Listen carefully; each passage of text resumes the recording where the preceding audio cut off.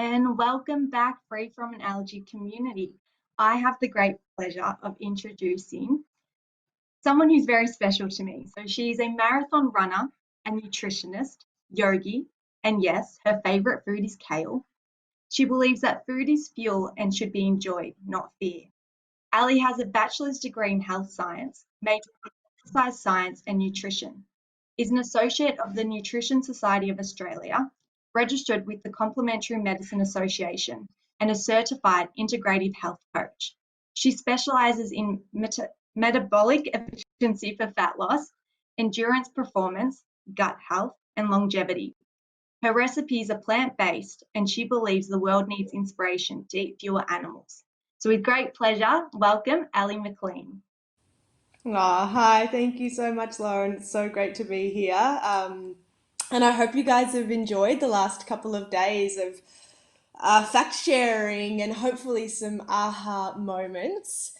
In today's session, I'm going to be talking about, I guess, two of my favorite areas when it comes to health and nutrition and combining this idea of looking at digestive health and wellness through the lens of a plant-based diet.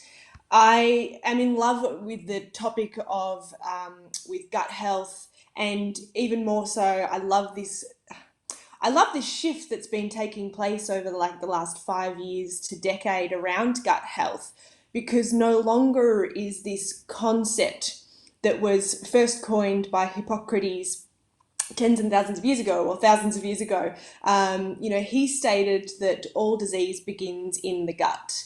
And I love that there's been this shift in health and wellness to this statement now actually starting to become mainstream. And not only this idea of all disease beginning in the gut, but I truly believe that if that's the case, then all health and wellness begins in the gut as well.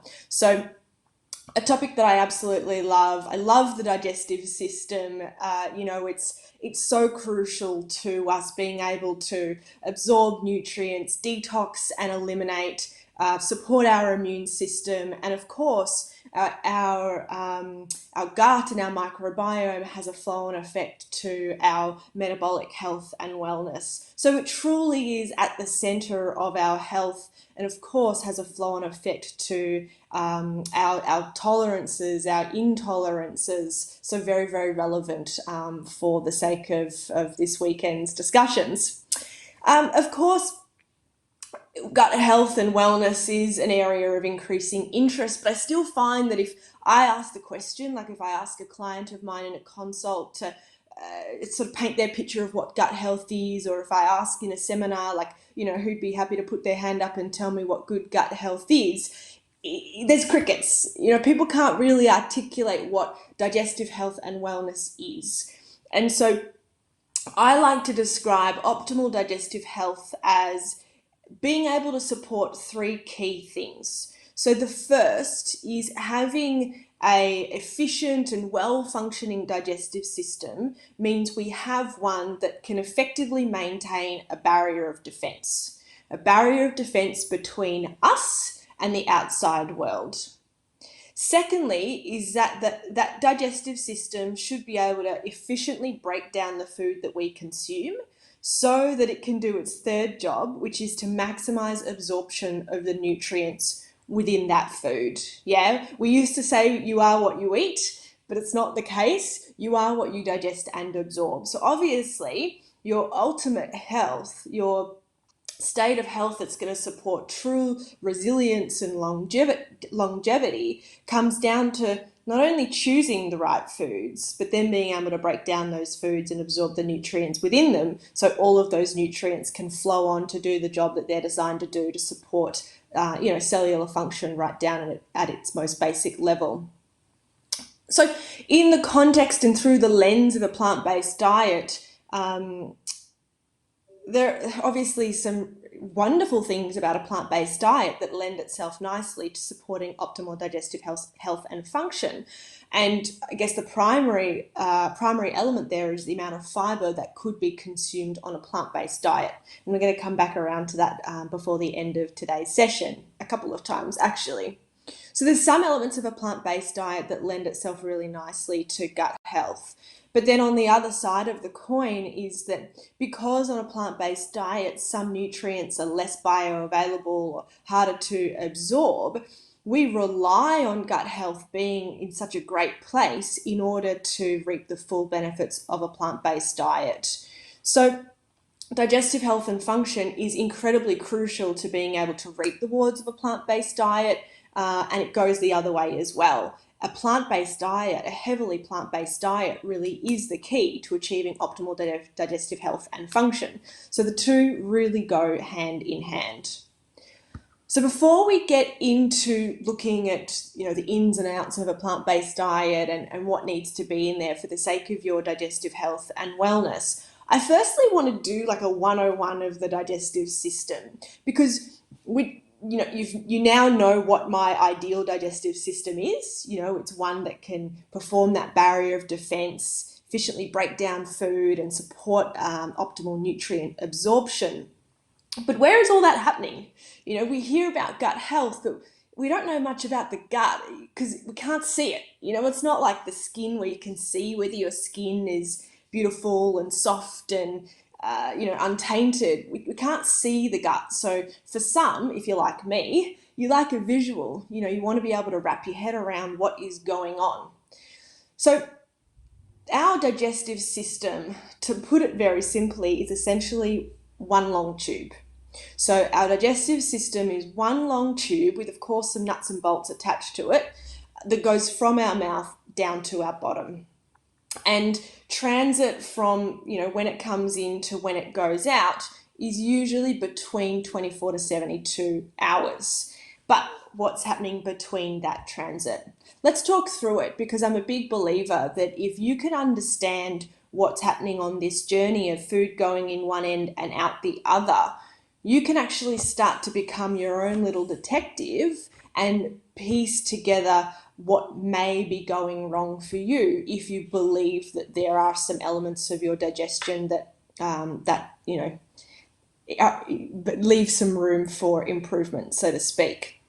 So digestion begins when we see food or when we smell food, okay? You may have all experienced this. In fact, I'm sure you've all experienced this. You've looked at a lemon and your mouth started to water, or you've walked into your parents' house and you can smell that your mum's got the oven on and she's baking something for you. Your mouth starts to water. So that is digestion right there and then starting to take place. Yeah, so we have this saliva that's released in that process, and that saliva contains digestive enzymes, so that when you start to bite into food, those carbohydrates there in that food is starting to be broken down right away by the amylase there in that saliva. So digestion starts when we see or smell food, and then of course it really cranks up when we bite that food, because that process of chewing food in our mouth is crucial to digestion. We chew food, we break down the content of that food, and in that process we're actually creating surface area. So when that food's been chewed, it passes from our mouth down our esophagus, and there's this lovely peristaltic motion which is being supported by muscular contraction. There's also this beautiful mucus layer on the inside of our esophagus that's allowing food to pass down to our stomach. That process can take anywhere between 30 to 60 minutes, ideally that shorter end.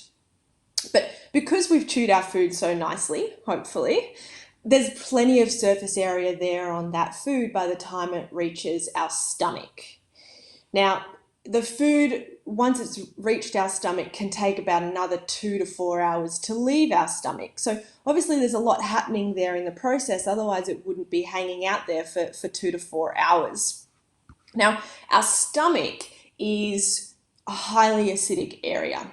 Yeah, so we hear about acid reflux and the pain in the stomach and the pain in the esophagus and the nausea that comes with it.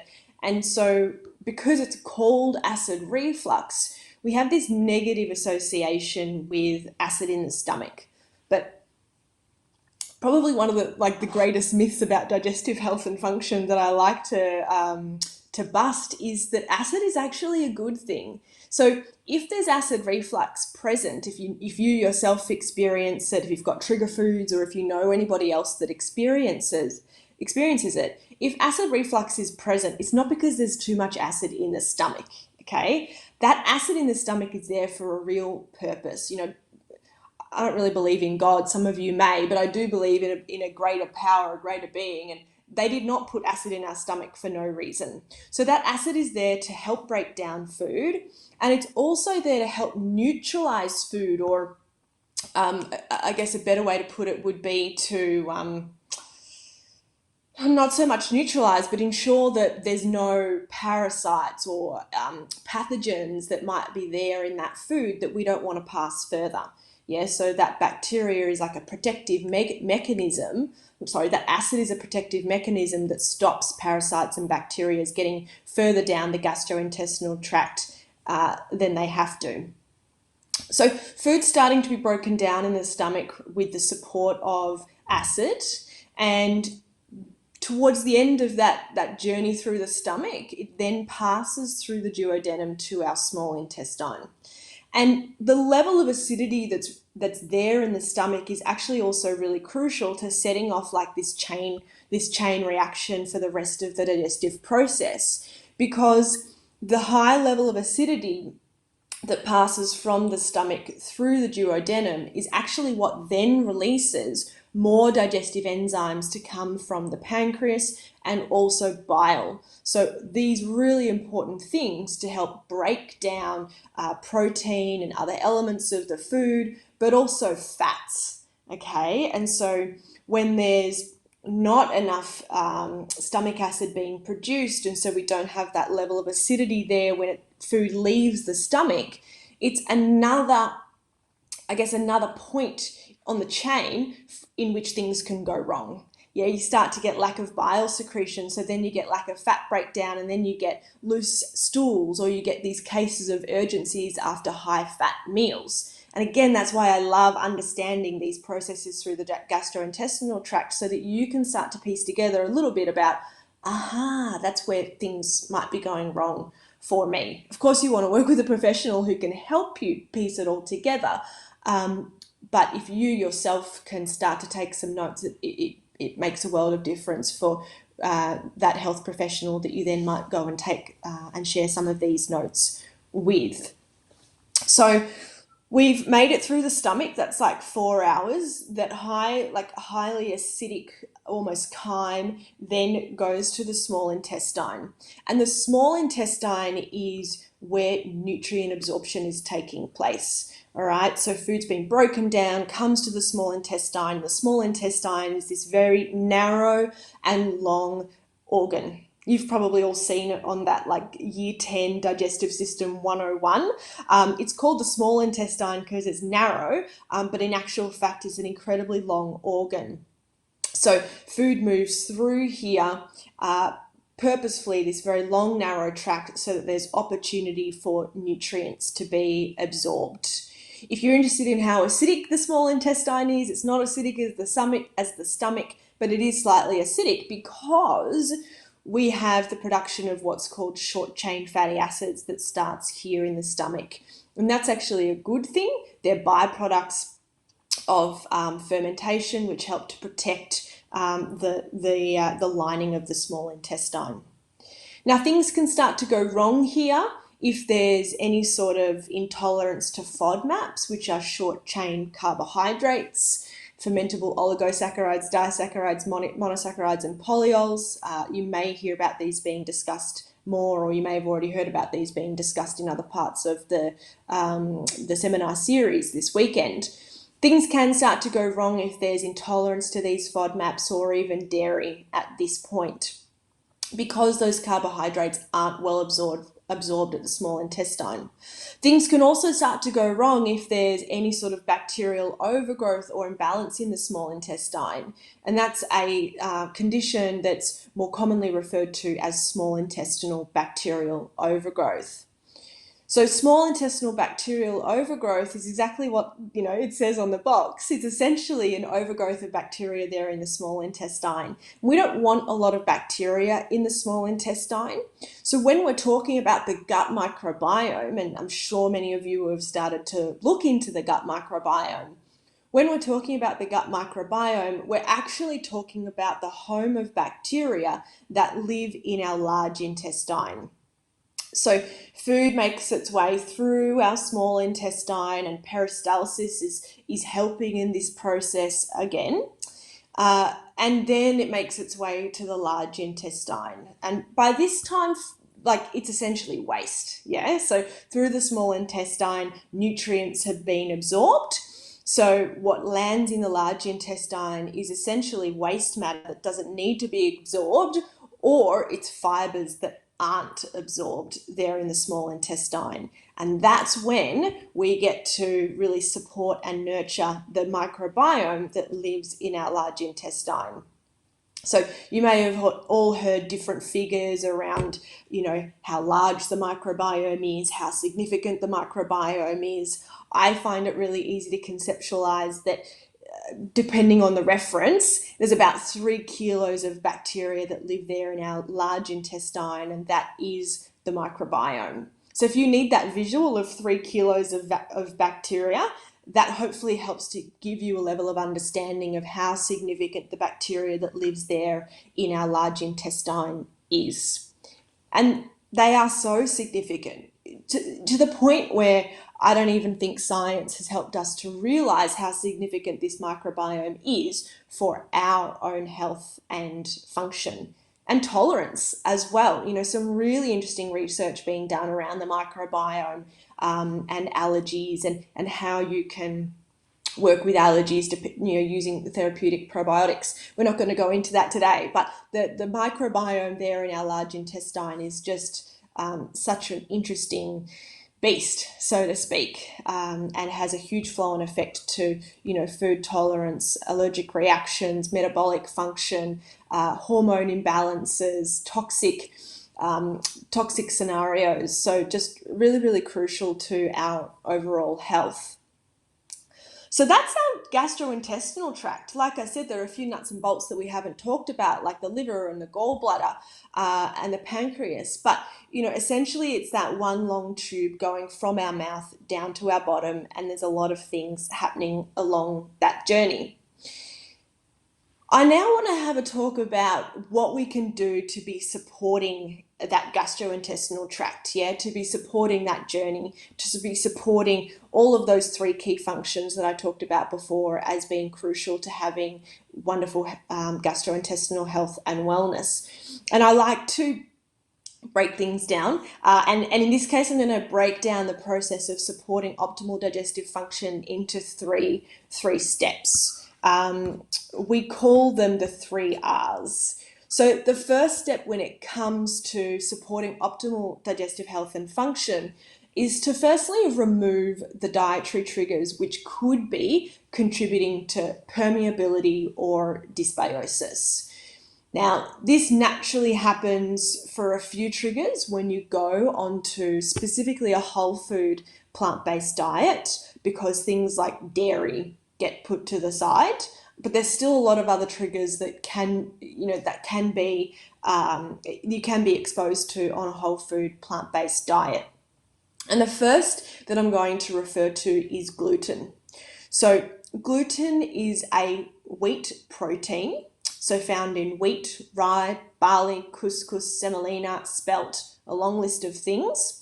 And there is a subset of the population that have an autoimmune condition, which means they have this autoimmune reaction to gluten. So they consume gluten and their immune system starts to attack the cells of the villi and the microvilli in their intestines. So that's a small subset of the population.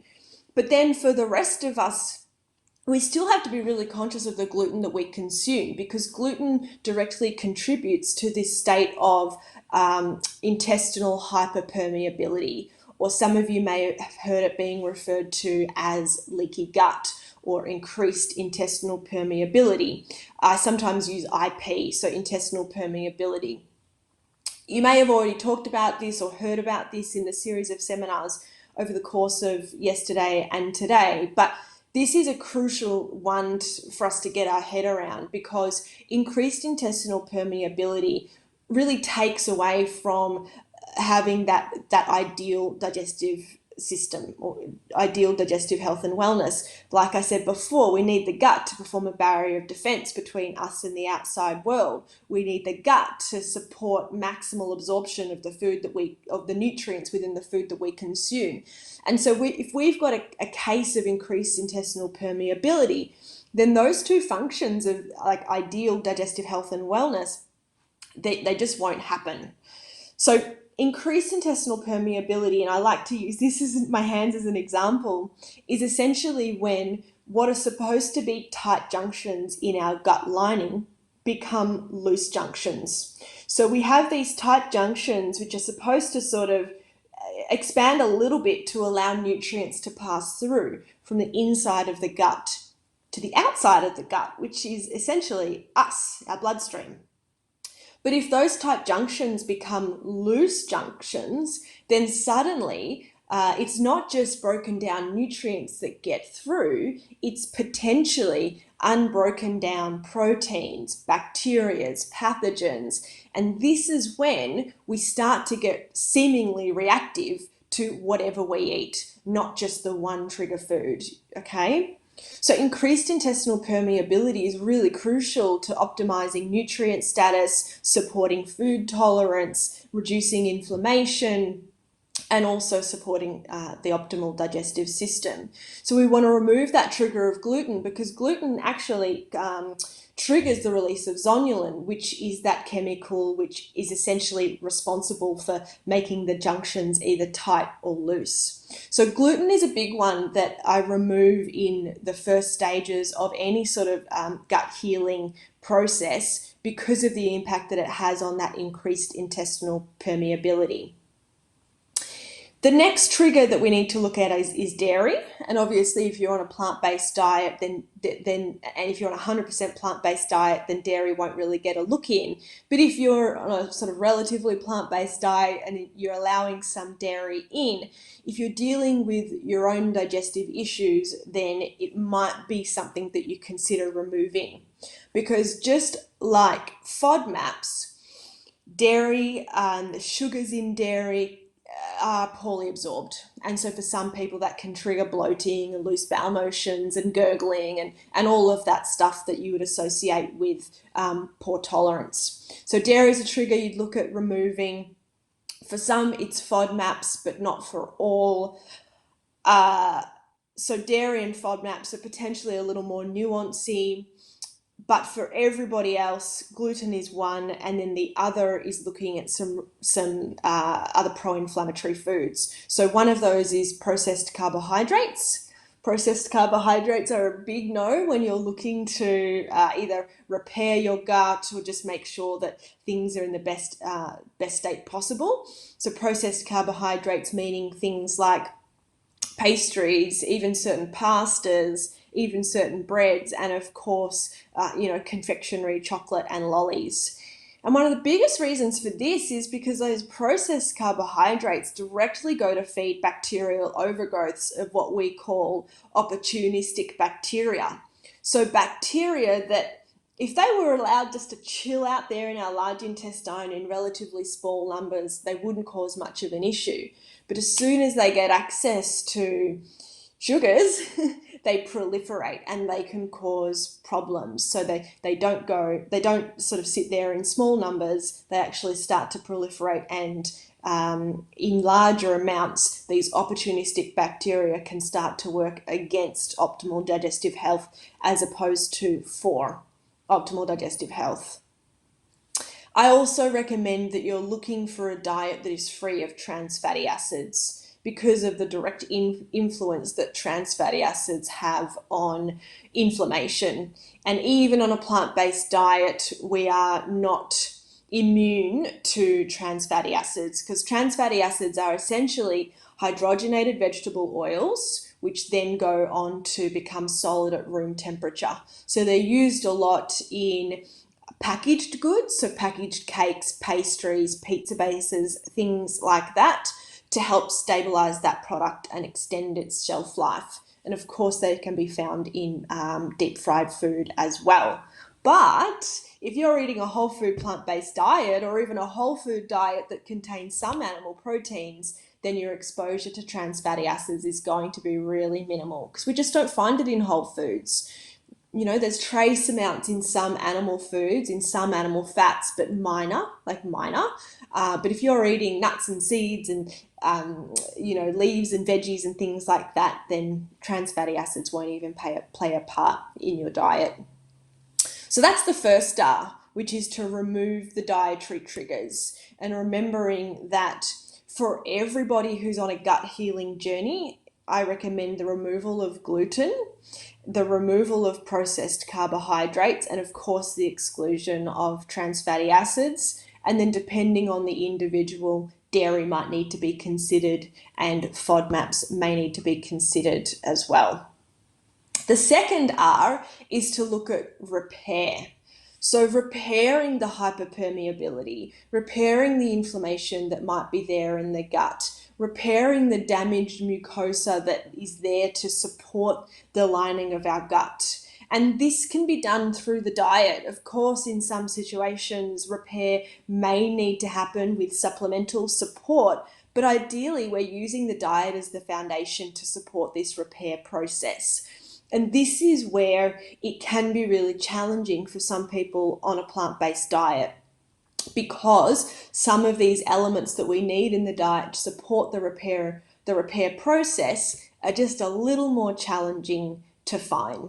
Okay, so coming back to this idea of these tight junctions that live there in the gut lining, and supporting the repair of these tight junctions, getting rid of that sort of hyperpermeability and trying to regulate permeability again.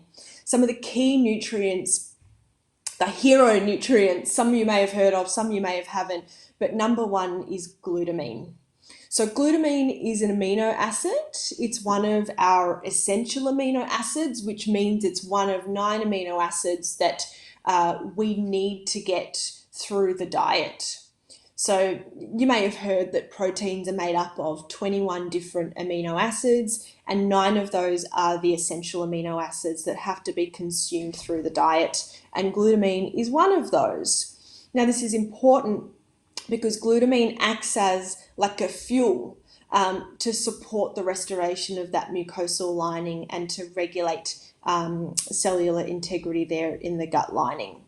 And it can be harder to find glutamine on a plant-based diet because not all of the plant-based sources of protein contain all of these 9 essential amino acids. Okay, so if you're eating animal proteins, then it can be pretty simple. Go and eat some meat, go and eat some offal, go and drink some bone broth, and there you have it. You've got a really dense source of glutamine there at your fingertips. But on a plant-based diet, we don't talk so much about the sources of glutamine.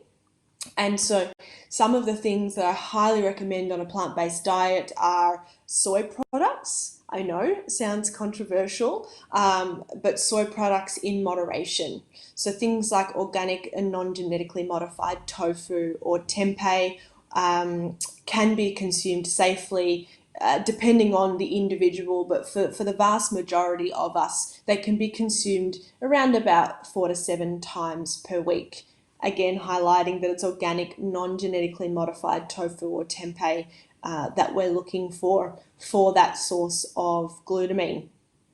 What else are great sources of glutamine? Legumes, so things like chickpeas and kidney beans are a wonderful source. Other nuts and seeds, so walnuts, almonds, pistachios, and then interestingly, red cabbage is another source of glutamine. Another hero in the gut repair space is collagen. So again, for those that eat animal proteins, collagen is relatively easy to access. We can get collagen supplements now, powders to throw into our smoothies, for example. But for those on a plant-based diet, that isn't an option because they aren't that they are derived from animals. So on a plant-based diet, what we have to do is make sure that we have adequate amounts of certain amino acids that are going to support the formation of collagen within the body. And those particular amino acids are glycine, lysine, and proline, which you can again get in tempeh, tofu, chickpeas, and quinoa, as well as hemp products. And then to support the production of collagen further within the body, there are some essential vitamins that you need. So they are vitamins A, C, and E. So where do you get them from? Green leafy vegetables, so high in vitamin C, as well as our berries. Green leafy vegetables, again, high in vitamin A and other great sources of vitamin A or carotenoids, which are then converted to vitamin A, are our orange foods, so carrots and pumpkins and sweet potatoes. And then E, we find in things like seeds and their oils. So put those things together, those amino acids and those vitamins, get an abundance of those in the diet, and you're supporting your body's own production of collagen, which will go on to support not only in that integrity of the gut, but also things like your skin and other soft tissues. Another nutrient that I talk about and use a lot in any sort of gut repair process is zinc.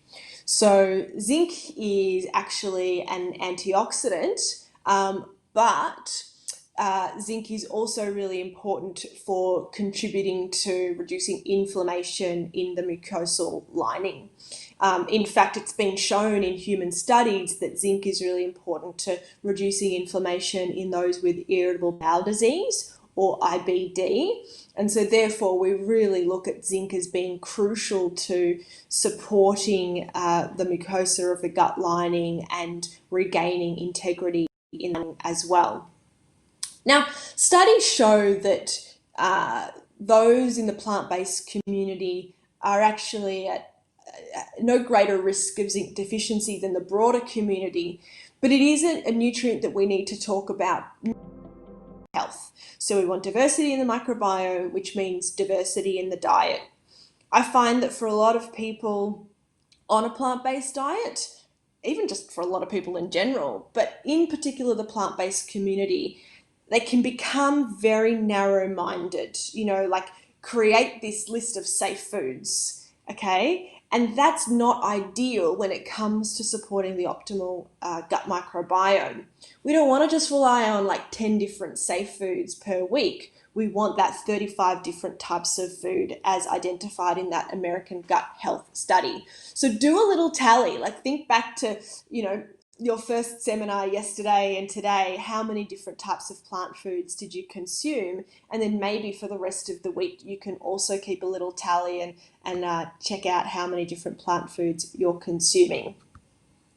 The second element of this rebuild phase is fermented foods / probiotics. So fermented foods will be a source of bacteria, which then go on to further support diversity there in that gut microbiome. So we're talking things like sauerkraut, kimchi, apple cider vinegar, tempeh, miso. These are all sources of fermented foods that can contribute to that diversity of the gut microbiome. Probiotics can also be really helpful, and I mean like probiotic supplements, but I'd highly recommend working with a health practitioner who can look at your symptoms, understand your health picture, and therefore match you up with the right sort of probiotic. Because a probiotic is not just a probiotic, right? We've got many different strains that we now have access to as health professionals, which can be used for different therapeutic purposes and different doses as well. So it can actually be detrimental to the gut if you as an individual go and pick the wrong probiotic off the chemist shelf. You want to work with somebody who can help you in finding the right probiotic, okay? So they're the three steps to supporting repair of the gut microbiome, or even just really trying to optimize your gut microbiome. Remember, that was remove, repair, rebuild. if you want to know what that looks like from like a day-to-day basis, building your meal point of view, then in your mind, I want you to just create this little virtual checklist when it comes to meal times. Because if you have a checklist in your mind that will support you in number one, getting 2 cups of non-starchy vegetables per meal. Number two, getting a source of protein with every meal. So on a plant-based diet, that's going to be things like hemp seeds, legumes, tempeh, tofu, and particular protein powders. Number three, getting adequate fats in the diet. I haven't even gone into fats in detail. It's a whole other conversation, but we need adequate anti-inflammatory fats in the diet. So that's things like nuts and seeds, cold pressed oils, as well as avocado and coconut products. The last thing you should be adding to your plate in the context of a gut healing protocol is complex carbohydrates. So that's your order of priority: non-starchy vegetables, protein, anti-inflammatory fats, and then whole food carbohydrates last to the plate. Now, nutrition is obviously very relative, and so I just wanted to give you that guide so you've all got, I guess, a little yardstick for comparing your own meals to, and then maybe you can start to morph your meals to look a little bit more like that over the coming weeks. But yeah, I just wanted to give you a rough guideline. If you are interested in like fine tuning that plate and your gut healing strategy, then reach out to me. I think my website is there on the exhibition page. Otherwise, you can follow me over at Nutritionally on Instagram. DM me if you want to just get a quick insight as to what might be necessary for you, or go to my website and do some reading, because there may be some information there that might help you to better determine how to tailor your plate. But yeah, I guess, this world of gut health and plant-based nutrition is a big one. This session today hopefully gave you a slightly better view of things, but keep exploring, keep researching, and definitely reach out to me if you want to know more.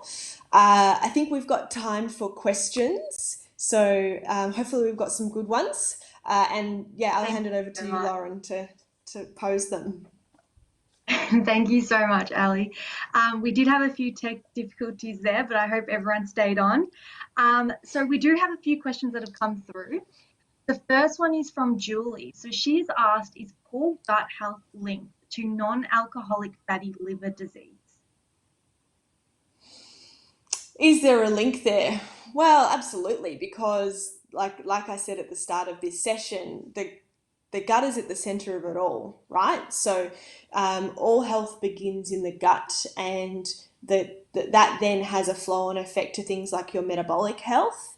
And I'm not sure about your the driver for your fatty liver, but often the driver for that fatty liver is adiposity. Yeah, so excess fat, which is stored around the middle, which then starts to impact liver function. So absolutely, if you can get the gut sorted and support yourself on your fat loss journey, then that's going to help your liver function.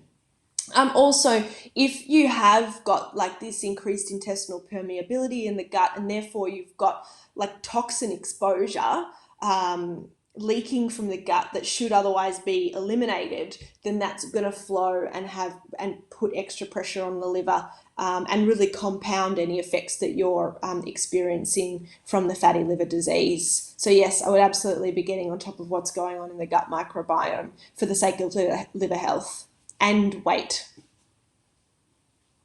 Well, that actually flows into the next question from Jen.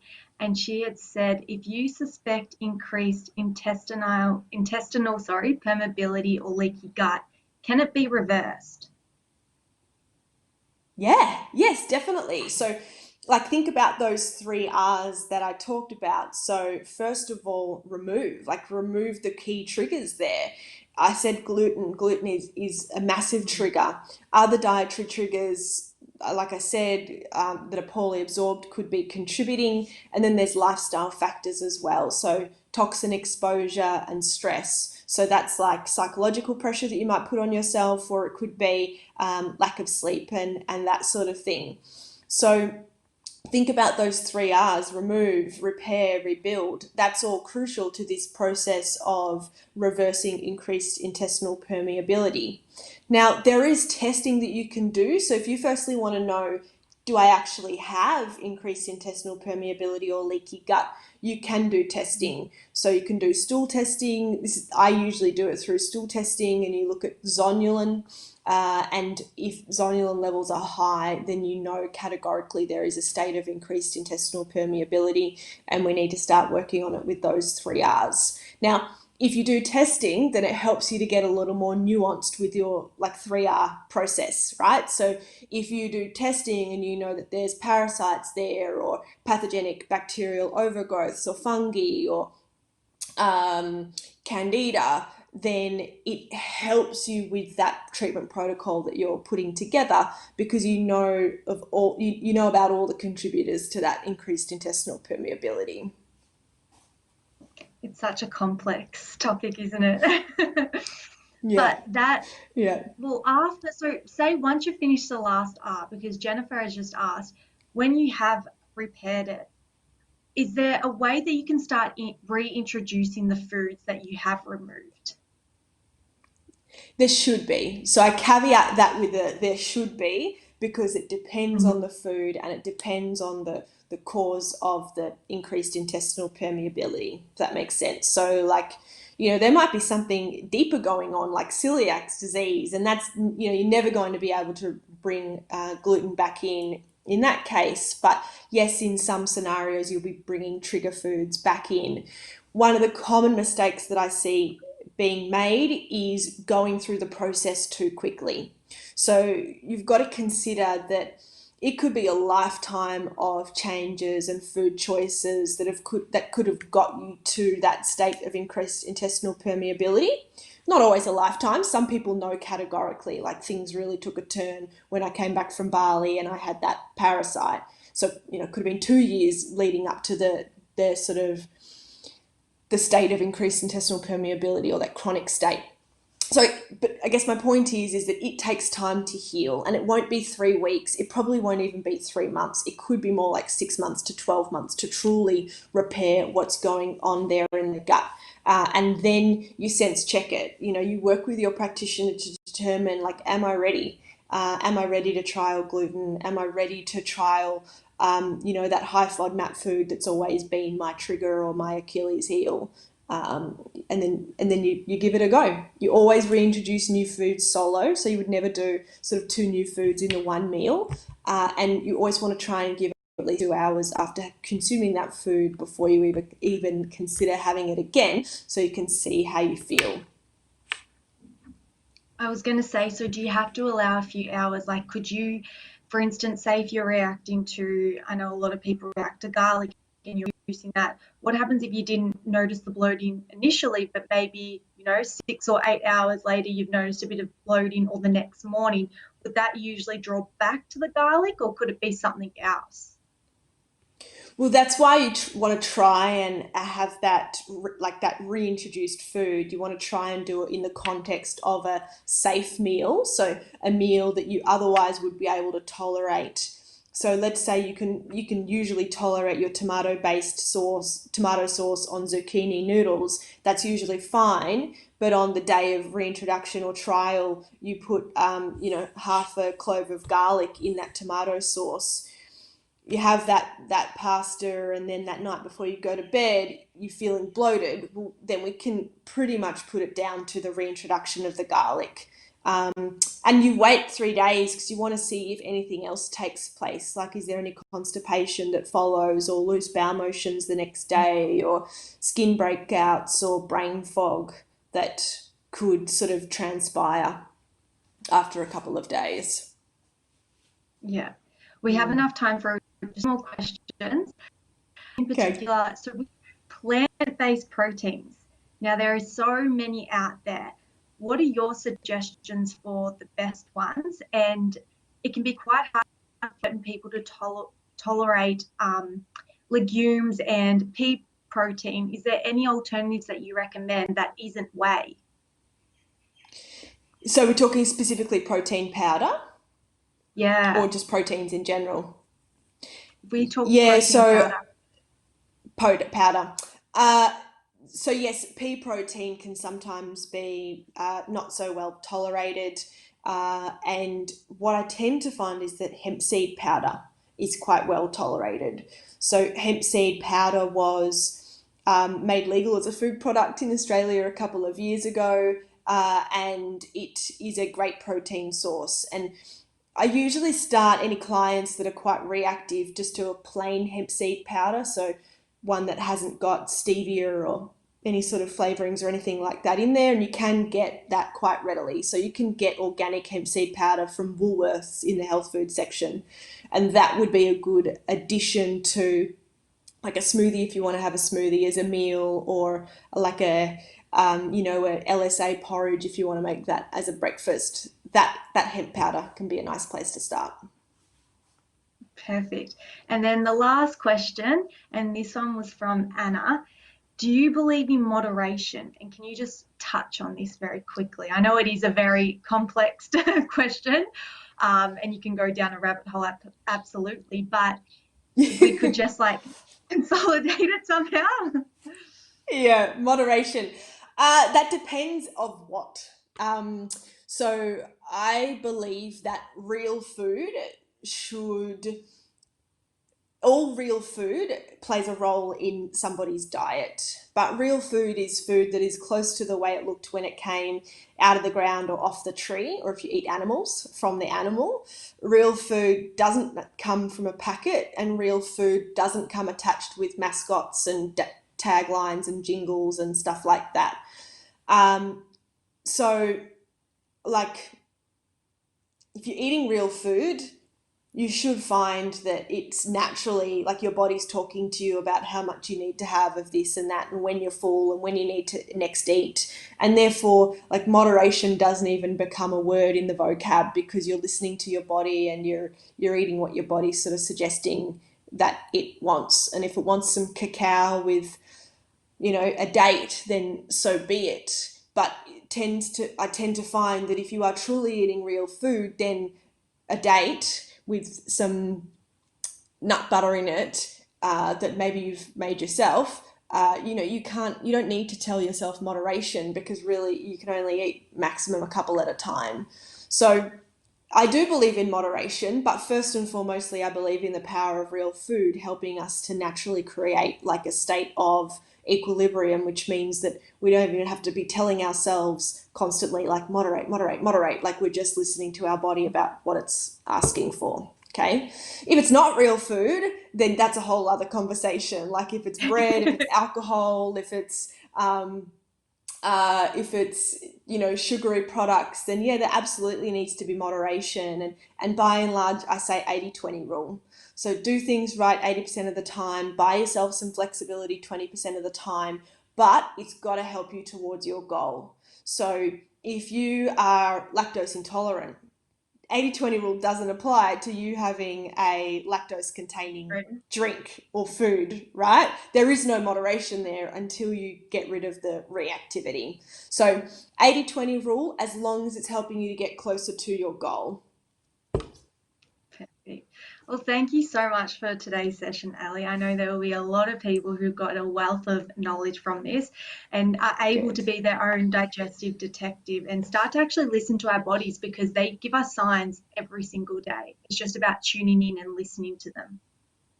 Yeah, absolutely. Thanks, Lauren. It's been great to be here, and enjoy the rest of the afternoon, everybody.